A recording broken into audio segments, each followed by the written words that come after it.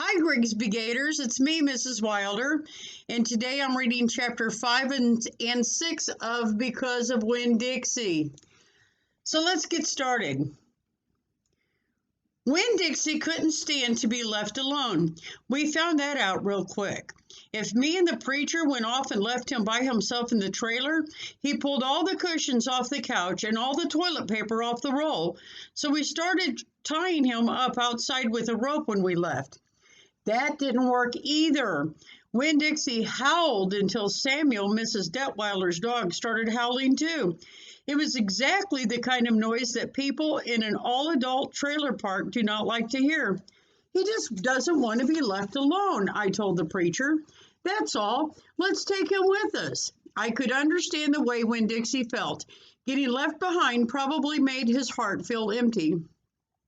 After a while, the preacher gave in, and everywhere we went, we took Winn-Dixie, even to church. The Open Arms Baptist Church of Naomi isn't a regular-looking church. The building used to be a Picket Quick store. Bojangles, be quiet. The building used to be a Picket Quick store, and when you walk in the front door, the first thing you see is the Picket Quick motto. It's written on the floor in little tiny red tiles that make great big letters that say, "Pick, pick, pick, quick, quick, quick."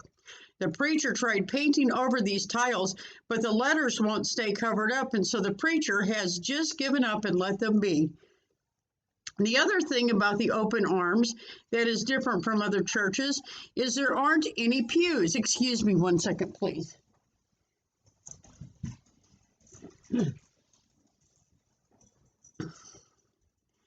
People bring in their own fold-up chairs and lawn chairs, and so sometimes it looks more like the congregation is watching a parade or sitting at a barbecue instead of being at church. It's kind of a strange church, and I thought Winn-Dixie would fit right in. But the first time we brought Winn-Dixie to the Open Arms, the preacher tied him outside the front door.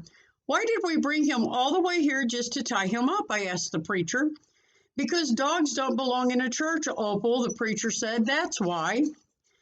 He tied Winn-Dixie up to a tree and said how there was lots of shade for him and that it ought to work out real good. Well, it didn't. The service started and there was some singing and some sharing and some praying, and then the preacher started preaching. And he wasn't but 2 or 3 words into his sermon when there was a terrible howl coming from outside. The preacher tried to ignore it. "Today," he said. "Aroo," said Winn-Dixie. "Please," said the preacher. "Aroo," said Winn-Dixie back. "Friends," said the preacher. "Rup, rup, rup," wailed Winn-Dixie. Everyone turned in their lawn chairs and fold-up chairs and looked at one another. "Opal," said the preacher. "Ow," said Winn-Dixie. "Yes, sir," I said. "Go get that dog," he yelled. "Yes, sir," I yelled back. I went outside and untied Winn-Dixie and brought him inside, and he sat down beside me and smiled up at the preacher, and the preacher couldn't help it. He smiled back. Winn-Dixie had that effect on him. And so the preacher started in preaching again. Winn-Dixie sat there listening to it, wiggling his ears this way and that, trying to catch all the words. And everything would have been all right, except that a mouse ran across the floor.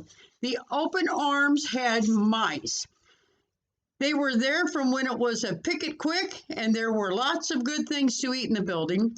And when the Picket Quick became the Open Arms Baptist Church of Naomi, the mice stayed around to eat all the leftover crumbs from the potluck suppers. The preacher kept on saying he was going to have to do something about them, but he never did. Because the truth is, he couldn't stand the thought of hurting anything, even a mouse. Well, Winn-Dixie saw that mouse, and he was up and after him. 1 minute, everything was quiet and serious, and the preacher was going on and on and on, and the next minute, Winn-Dixie looked like a furry bullet shooting across the building, chasing that mouse. He was barking, and his feet were skidding all over the polished Picket Quick floor, and people were clapping and hollering and pointing. They really went wild when Winn-Dixie actually caught the mouse. "I have never in my life seen a dog catch a mouse," said Mrs. Nordley. She was sitting next to me. "He's a special dog," I told her. "I imagine so," she said back. Winn-Dixie stood up there in front of the whole church, wagging his tail and holding the mouse real careful in his mouth, holding on to him tight but not squishing him. "I believe that mutt has got some retriever in him," said somebody behind me. "That's a hunting dog." Winn-Dixie took the mouse over to the preacher and dropped it at his feet. And when the mouse tried to get away, Winn-Dixie put his paw right on the mouse's tail. Then he smiled up at the preacher. He showed him all his teeth. The preacher looked down at the mouse. He looked at Winn-Dixie. He looked at me. He rubbed his nose. It got real quiet in the picket quick. "Let us pray," the preacher finally said, "for this mouse." And everybody started laughing and clapping. The preacher picked up the mouse by the tail and walked and threw it out the front door of the picket quick, and everybody applauded again. Then he came back and we all prayed together. I prayed for my mama. I told God how much she would have enjoyed hearing the story of Winn-Dixie catching that mouse. It would have made her laugh. I asked God if maybe I could be the one to tell her that story someday. And then I talked to God about how I was lonely in Naomi because I didn't know that many kids, only the ones from church.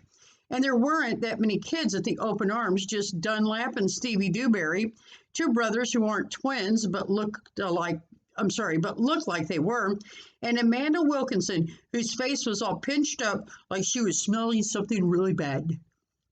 And Sweetie Pie Thomas, who was only 5 years old and still mostly a baby. And none of them wanted to be my friend anyway, because they probably thought I'd tell on them to the preacher for every little thing they did wrong, and then they would get in trouble with God and their parents. So I told God that I was lonely, even having Winn-Dixie. And finally, I prayed for the mouse, like the preacher suggested. I prayed that he didn't get hurt when he was flying out the door of the Open Arms Baptist Church of Naomi. I prayed that he landed on a nice, soft patch of grass. So that's chapter 5. Now let's move on to chapter 6. I have my own little Winn-Dixie problem today because my dog, Mr. Bojangles, just keeps whining because he wants something. Come here, Bojangles. Come here. Come here. Whoop. This is my Winn-Dixie that keeps whining, and he's the one I have to keep opening doors for and chasing. He needs a haircut really bad. I think my husband's going to give him one. I don't know, sometime this weekend. So we'll have to see on Monday or Tuesday what he looks like. Okay, Bo. Here we are with chapter 6. I spent a lot of time that summer at the Herman W. Block Memorial Library. The Herman W. Block Memorial Library sounds like it would be a big fancy place, but it's not. It's just a little old house full of books, and Miss Franny Block is in charge of them all.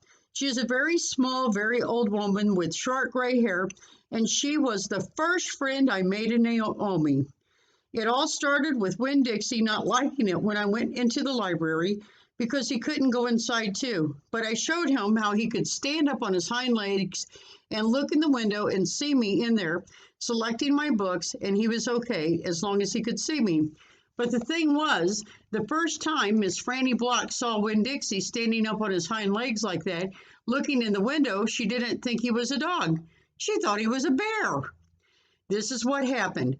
I was picking out my books and kind of humming to myself, and all of a sudden there was this loud and scary scream. I went running up to the front of the library, and there was Miss Franny Block sitting on the floor behind her desk. "Miss Franny," I said, "are you all right?" "A bear," she said. "A bear?" I asked. "He has come back," she said. "He has?" I asked. "Where is he?" "Out there," she said, and raised a finger and pointed at Winn-Dixie standing up on his hind legs looking in the window for me. "Miss Franny Block," I said, "that's not a bear. That's a dog. That's my dog, Winn-Dixie." "Are you positive?" she asked. "Yes, ma'am," I told her. "I'm positive. He's my dog. I would know him anywhere." Miss Franny sat there trembling and shaking. "Come on," I said. "Let me help you up. It's okay." I stuck out my hand and Miss Franny took hold of it, and I pulled her up off the floor. She didn't weigh hardly anything at all. Once she was standing on her feet, she started acting all embarrassed, saying how I must think she was a silly old lady mistaking a dog for a bear, but that she had a bad experience with a bear coming into the Herman W. Block Memorial Library a long time ago, and she never had quite gotten over it. When did when did that happen? I asked her. Well, said Miss Franny, it was a very long story. That's okay, I told her. I am like my mama in that I like to be told stories. But before you start telling it, can Winn-Dixie come in and listen too? He gets lonely without me. Well, I don't know, said Miss Franny. Dogs are not allowed in the Herman W. Block Memorial Library. He'll be good, I told her. He's a dog who goes to church. And before she could say yes or no, I went outside and got Winn-Dixie, and he came in and lay down with a humph and a sigh right at Miss Franny's feet. She looked down at him and said, he most certainly is a large dog. Yes, ma'am, I told her. He has a large heart, too. Well, Miss Franny said. She bent over and gave Winn-Dixie a pat on the head, and Winn-Dixie wagged his tail back and forth and snuffed his nose on her little old lady feet. Let me get a chair and sit down so I can tell this story properly. So that's chapter 5 and 6 of Because of Winn-Dixie. And here in a little bit, I'll read you 7 and 8. Okay, guys, have a good afternoon.